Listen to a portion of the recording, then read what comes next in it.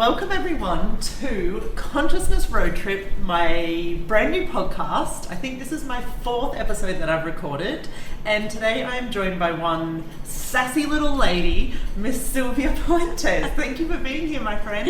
I'm so happy to be here. Thank you. Cool. And I'm so happy to be here in Australia with you. Yes, it's so funny. I've said at the beginning of every episode so far because my intention with this podcast was to take it around the world with me. I called it Consciousness Road Trip because that's basically what my life is. I travel the world, I'm in access classes, I work with access people, and I wanted to take a podcast and talk to everyone around the world, but it just so happened when I started this, everyone was coming to me. So we've just been in Australia for the Australian tour, which happens, every year so far. It may change next year. We just finished certified facilitator training. We've got one class to go, which starts tomorrow, right voice facilitator training with Heers. And so everyone's been in my backyard and I've got to play with all of them, which has been so fun.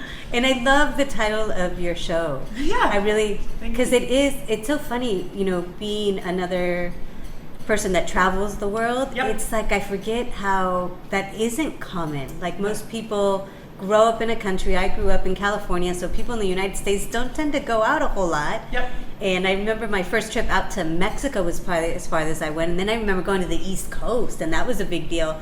But to now, I tell people often, it's like the planet isn't as big as we think it is. Yeah. And it actually isn't that expensive to travel. Yeah. Like there's all these beliefs that people have about what it takes to actually go around the globe a couple times, and it isn't that much. Yeah. So for me, the world, it's funny. I completely agree. When you start traveling, it does kind of bring those walls down and away a little bit. And it's also like, I feel like I have not even seen a minuscule amount of it. I've traveled so much and I'm still like, there's so much more I want to see and so much more I want to experience.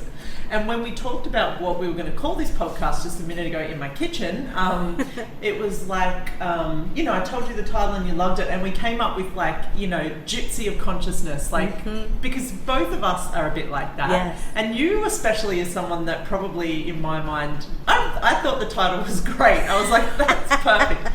You've got a home in California, you've got a home in Mexico, and you're probably at them less than you are everywhere else in the world, right? yes, and it's funny because Gary Douglas, the founder of Access Consciousness, called me a Gypsy of Consciousness. I was like, oh, actually that is true. That matches. That matches. I hadn't looked at it that way, and yet one of the things that's been so puzzling, I think early on, I've been probably traveling pretty intensely for 3 years now. Yep.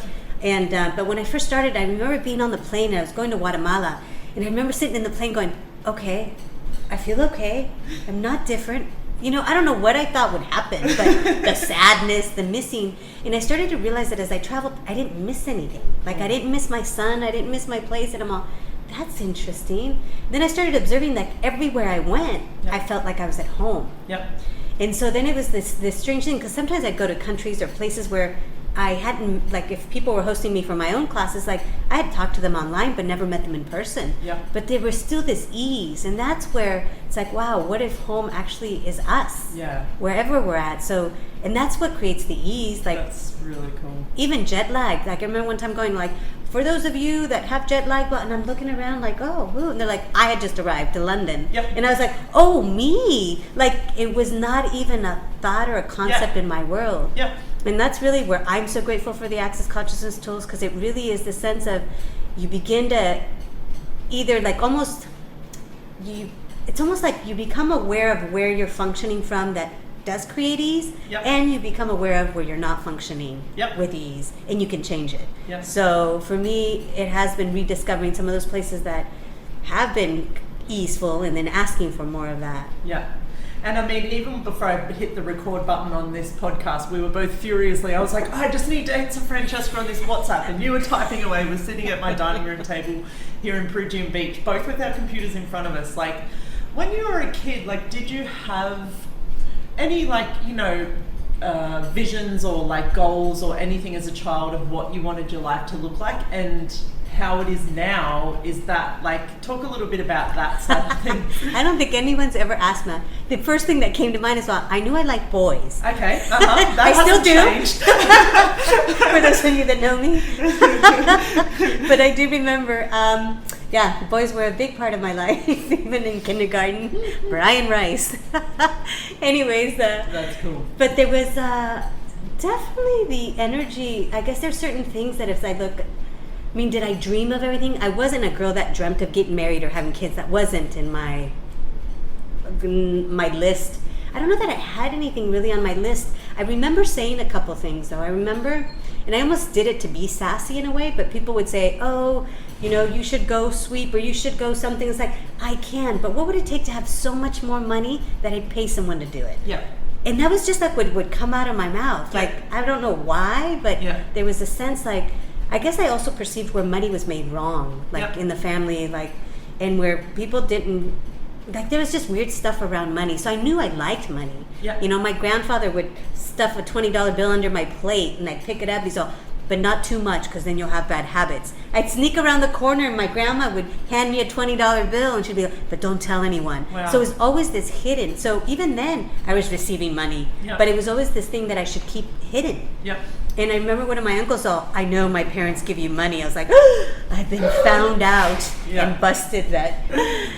So interesting that you asked, because I didn't realize, those two energies were, but no one talked to me about money. Yeah. It was always something that no one talked about, and no one talked about traveling. Yeah. I mean, that was not, so really, it was interesting. I was just on another radio show, and the lady asked if I can introduce, like, how would I like to be introduced, like weird and wacky, and I'm okay, I'll play that. So it was Wicked Wizard Wonder Woman. But the question she had is all, why wicked? And I thought, because when you're actually choosing beyond what people think is impossible, it's actually seen as evil and wicked. Yeah. And so you start to confront and meet people's edges of what they think is possible. Yep.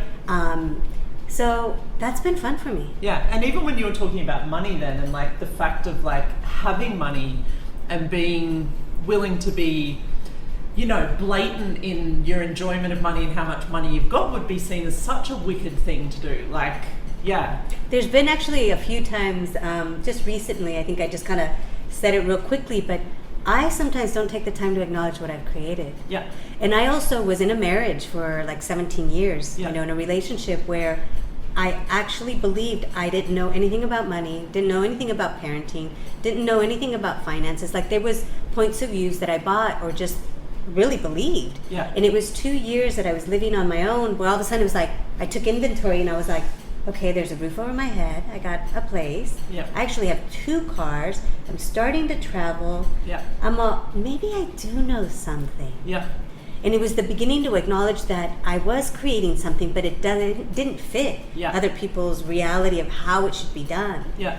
But I remember just kind of rattling off. It's like, yes, you know, I have an apartment in Mexico. Yeah. I own a place. My target is to pay it off this year Cool. in California. Uh-huh.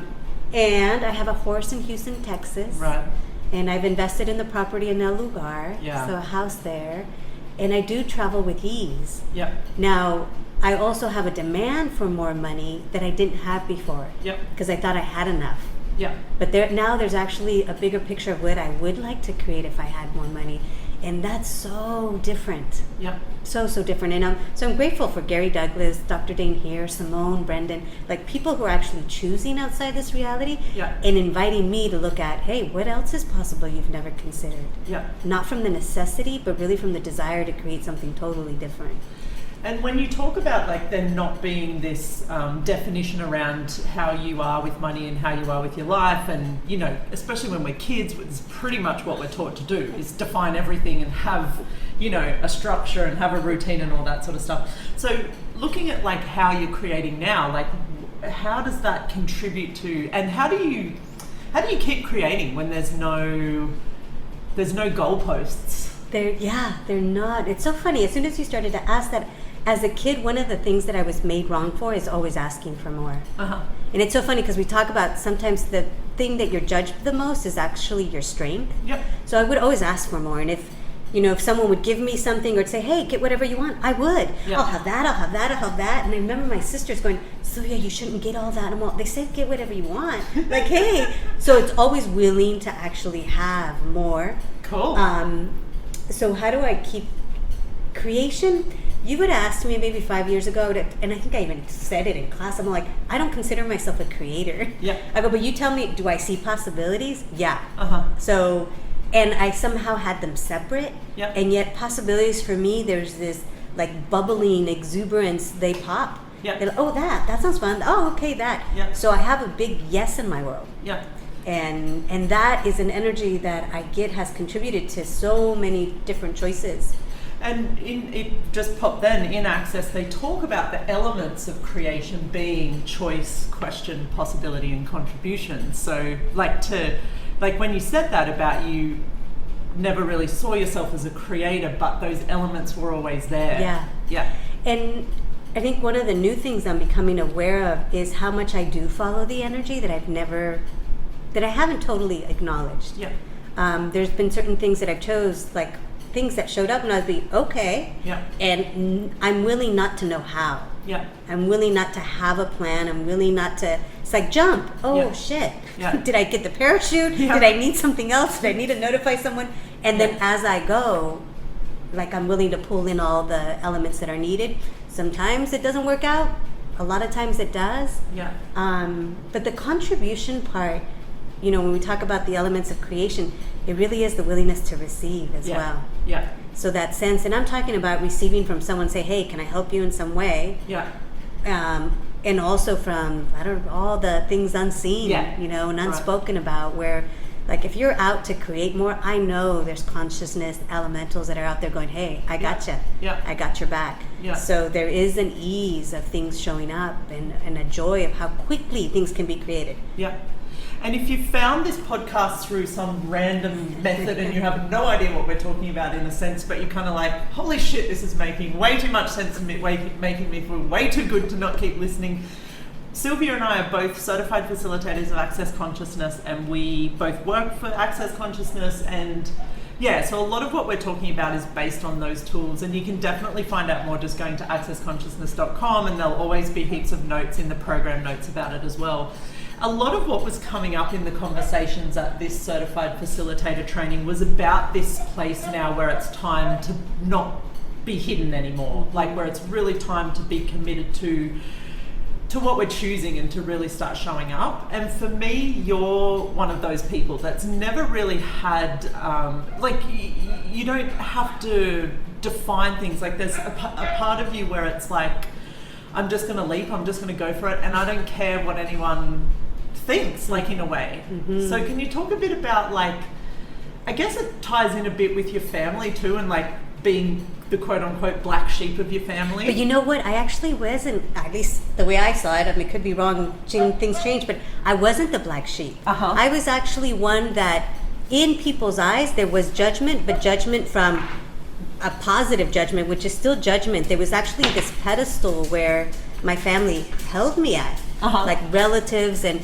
I think because from a very young age, I engaged with everyone. Yep. So that's an element too, when I think about what makes the ease of creation or being demanded to go around the world to facilitate, is that I do engage with people. There is that energy.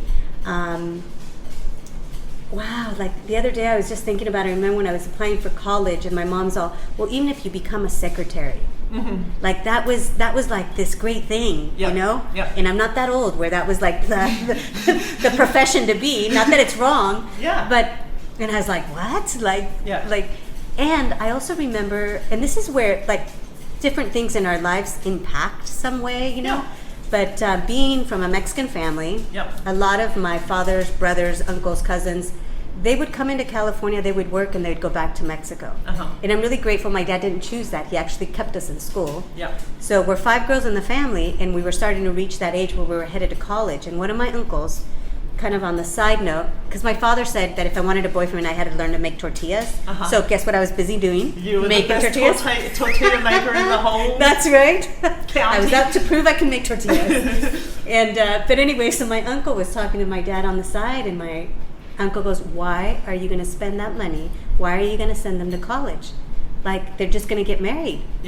And it was this moment, it's like, okay, I like boys. I'm busy making tortillas. I know that. But I thought, what's my father going to say? And this is where, like, when you're willing to actually choose something different, what that impact is. And my father said, goes, that's fine. But if they end up with someone lazy, someone that gets injured, they can do for themselves. Wow. And I thought, oh, so it wasn't wrong to know that you liked boys, right? Yeah. And yet to always have something to then move forward. So my father has been someone who has the energy of never give up, never quit, never stop. So that, I've seen it, he's chosen it in so many different ways. And yet there's still that, like the willingness to even go beyond what he saw possible. Yeah. And that courage. So, you know, being a girl growing up, I remember in kindergarten, I was being pulled out for English classes.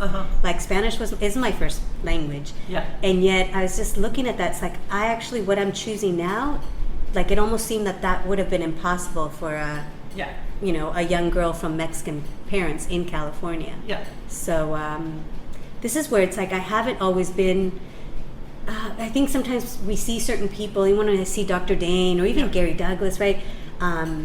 But certain people, you see them and you think, oh, well, they've always been like that. Yeah. And yes, maybe there's been elements, but I had to choose. Yes. I had to have the courage. I resigned 2 full-time jobs. Yeah. Where the last one I was making over $100,000. Yeah. My car was being paid for. I had jets that I was flying in. It's like, I could have seen like, that's it. Like I made it. It's good. Yeah. Work was 2 miles from my place. It was like, and I actually chose it. I didn't have a plan. Yeah. I didn't have a big savings. Yeah. I didn't even have classes or anything scheduled. Yeah.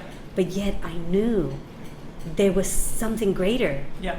I didn't have it defined, but so that energy of leaping is definitely something. And talking about, because it seems the energy of possibilities keeps coming up as well, and looking at like how we've defined, a possibility as being something to choose something greater from like a certain point. But like, let's talk for a minute about possibilities really being about the desire to create something greater for the future. Like, you were talking about, you had this $100,000 job and your car and you were flying places and you were doing all of this sort of stuff.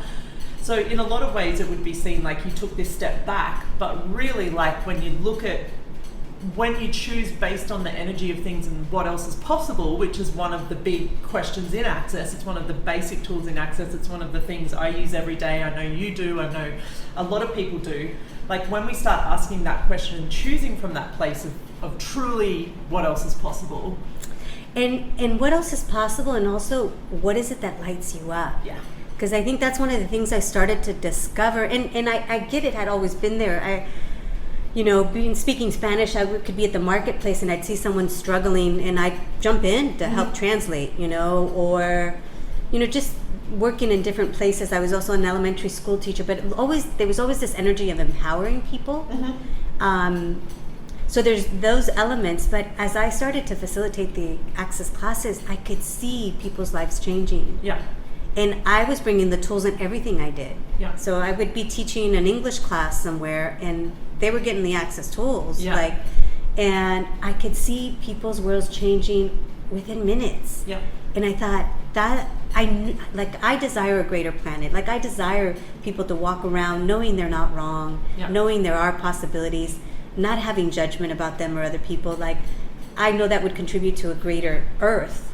And like all the interactions that we can have. So that moves me and keeps me going. Yeah. And it's like that the other job, like I was able to contribute what I was able to contribute there, and yet it wasn't enough from what I knew. Yeah. And I do wonder what else is possible that I still haven't considered. Right. And this topic about hiding too, we've been talking about in the Certified Facilitator class, is like, shit, if I'm still hiding, like what else is available? Yeah.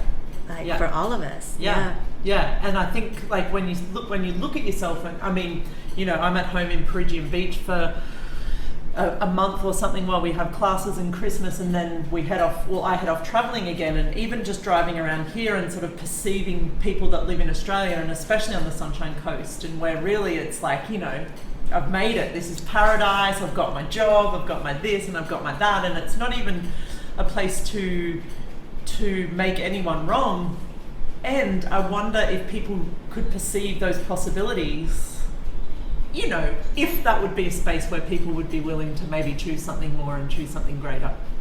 And I also, always give people the space, like it's not wrong whatever you're choosing. If something's okay, something's working for you, it's like great. Yeah. But this is really also like, where has there been this tickle of like something else is possible? And I'll share one story.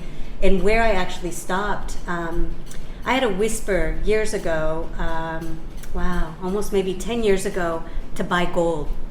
Like I woke up and it's like, buy gold. And I was like, well, that's weird. So I Googled and, I think I even ordered material. And then the next thought was, that's crazy. No one in my family has ever bought in gold. Wow. So I didn't buy it. Within a week, gold skyrocketed. Wow. I didn't buy it again. Wow. And then gold skyrocketed again. So I was like, where are those whispers of what each of us are receiving that could create so much for the future? And that's gold, yes, in different ways, but other whispers that we're perceiving, hearing, that we actually aren't listening to because we think it's nonsense. Yeah. We've never seen anyone choose it. Yeah. So the willingness to leap where no one else has leapt Yep. before Yep. does take courage. Yeah. And so that's kind of a new demand for me for this coming year or whatever. Cool. Now it's like, all right, where else? Yeah. And can I share another Please. story? I love this. This is great. You talked about leaping, and I don't think I've shared this on air, but I had a dream. And I was up on this top high mountain, like, and you could barely see some tops, of mountains. So you knew it was up high, kind of cloudy. And there was probably about 5 of us or 6 people. No one really specific, but an energy of like my son and Dain, but this real playful kind of like, like everybody's ready to jump. Like there's this enthusiasm.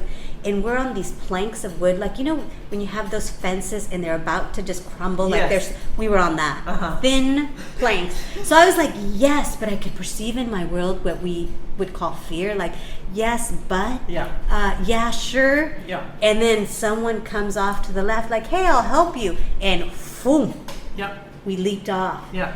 And so this, like, the thought before I leapt was that sense of like, fuck, right? Yeah. How much we use fear to stop us and not knowing what it's going to be like and all that. And I remember falling, and all of a sudden it was like that feather fall where it's just swaying. And I thought, and then I landed, and I remember hearing that like small rock gravel under my feet going, shh. And I was like, oh wow, that was nothing what I thought it was going to be like.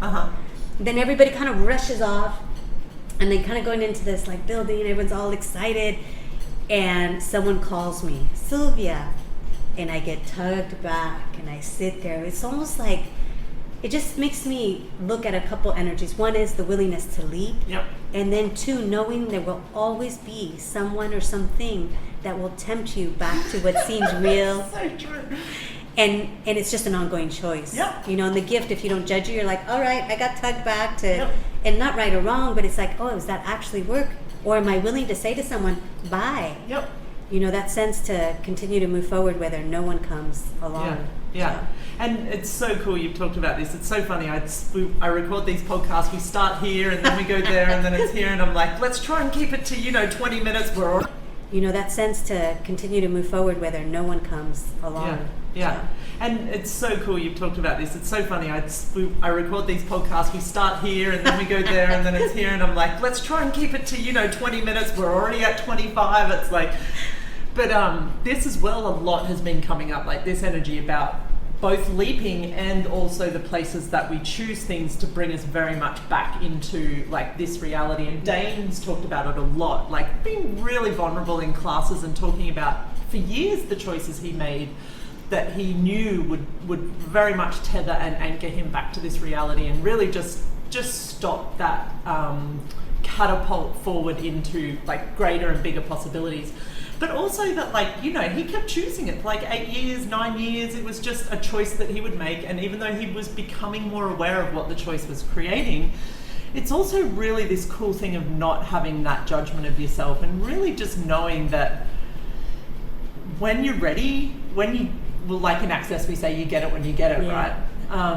And just knowing that every time you choose, it just creates more awareness, and that creates a place for more choice and to choose again. Yeah. And I will make a shameless plug here that Dain actually has a telecall. Hopefully I've released this podcast by then. I'm sure I have, in January, called Just Fucking Leap.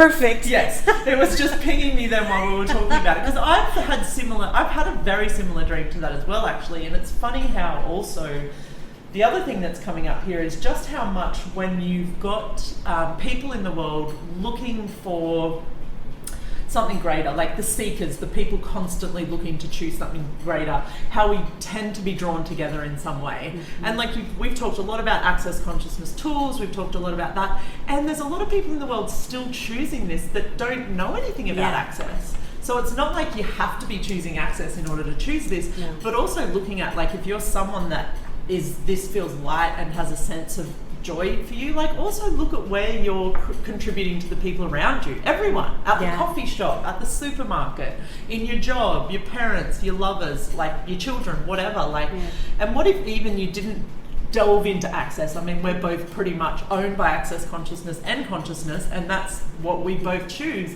and you don't have to be, right? It's something that's available to absolutely everyone. And I would ask people, no matter what you're choosing and what you'll choose, but it's like, what do you desire to see in the world? What is that energy? Because we're so busily being entertained by our problems, our issues, and then media and all of that, that rarely do we have the space to go, okay, if I could create anything. And it might not mean you go out to, create it in the sense of build something, but what would you like to see?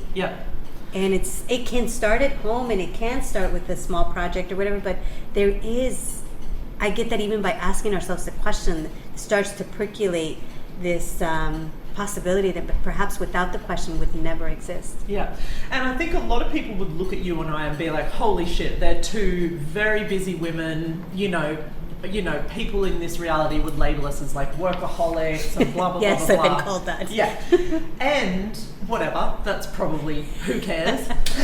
But also this place, like, it's so funny, there's a coffee shop here in Sunshine Beach that I don't buy made coffee from, but I buy their coffee to make it home. It's the best coffee I've ever had in the whole world. It's called Costa Coffee, and it's in Sunshine Beach in Queensland, Australia. And I go in there and buy a bag of coffee. And I was in there the other day and just perceived the sense of the people that produced, like, that made this brand, that made Costa Coffee, and how this one thing, for me, doing one thing like that wouldn't work. I need to have like 20, 50 things on the go.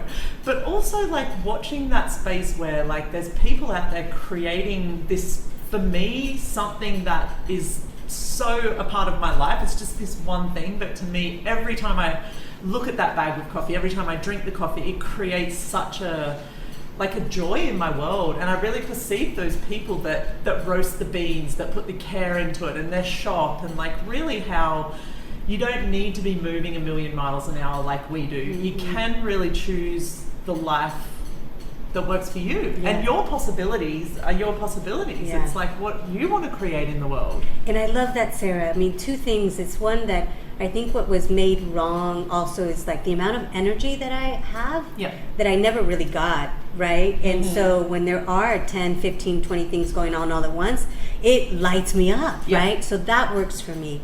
But also the gift that you're saying about the people that are working, making this coffee, or like we forget what an impact we have by what we're choosing to be in anything. You could be gardening. And if you are in that joy and that gratitude and loving all of that, is your fruit gonna, be different? Right. I would say yes.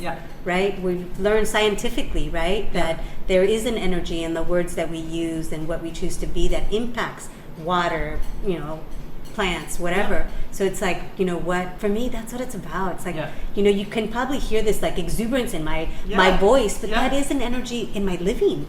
Like I do get really excited and there's a lot of energy, and it's like, oh, there are other moments where I can be quiet, not too often. But, right, me too. But it's like, do what works for you.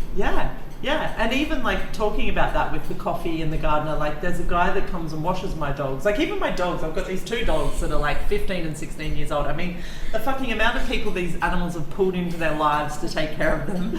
One's sitting under the table at our feet right now. He might have made a bit of noise on the podcast, but I had to let him in because he was whinging at the door. But yeah, even like the guy that comes and washes them, like there's such a joy in his world, in his job. I pay 2 ladies to come and walk them 4 times a week, and the dogs like miss them. They went away for 4 days and the dogs were sitting at the door like, where are they? And then she messaged me yesterday when we got back, hey Sarah, I'll be there in an hour to walk the dogs. And I could perceive the light up in her, which she'd just been away with her family for 4 days, but I could perceive how much she was looking forward to coming and taking my dogs for a walk. And like really where we've touched on this so much throughout, but really what I would call the elementals, these things that are present in everything and how they really are drawn to each other through that. Like through the things where we have that exuberance, through the things where we are really just joyful about what we're creating, and where all of those elementals, which, you know, when you've got to put a picture around something, it's like, for me, it's like this fairy dust out in the universe that is just constantly moving and contributing to everything, and how we can just ask for more of that even. And I loved how you said the entertainment we use in our lives, like the way we entertain ourselves with our problems and our trauma and our drama, and just knowing, for me, like real what else is possible and possibilities is knowing that there's something else available other than that. And I recently caught myself in this drama. You actually were around, but it's so interesting. Like it lasted maybe 24 hours, but at the end of those 24 hours, it literally was like, whoa, wait a moment, what is this? Yeah. This is not what I'm choosing as my reality. Yeah. And I made a demand to change it. Yeah. And it seems like, what? How do you do that? But really it is. Yeah. You get to say, it's your life. Yeah. It's your day. You Yeah. do get to say about what it's going to be like. Yeah. As uncomfortable as it is to step outside of the box of what everybody else is choosing. Yeah. But it's not until you make the demand for you that there's actually going to even be a possibility that shows up. And it's not going to be until you hear something. You know, you can't hear, see, or receive anything if you don't have that demand to actually choose something different. Yeah. Yeah. And I would love to leave, because we're now over 30 minutes. Okay. And I would love to leave everyone with that, because I've touched on it in other podcasts as well. So like if you guys are out there and there's anything in your world where it's not fun for you right now, whether you're choosing something weird around your work or your relationships or food or your body or money, like the minute you recognize that you're in that, you know, little dark hole of whatever you've created, like what if in that moment you just asked a question and chose something different?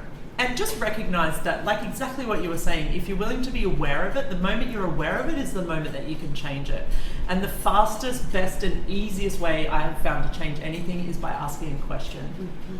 So thank you so much. Oh, quickly, where can people find you? I mean, I don't know when this podcast will go to air. I know you've probably got a bazillion classes coming up. So maybe like a website or somewhere they can come and find what's next for Sylvia Puentes. So you can definitely find me on the Access Consciousness website. So if you search accessconsciousness.com/Sylvia with the Y, Puentes, P as in Paul, Uentes, you'll find me there. Website's still in the works. Yep. It doesn't have to stop you. Nothing will ever stop you.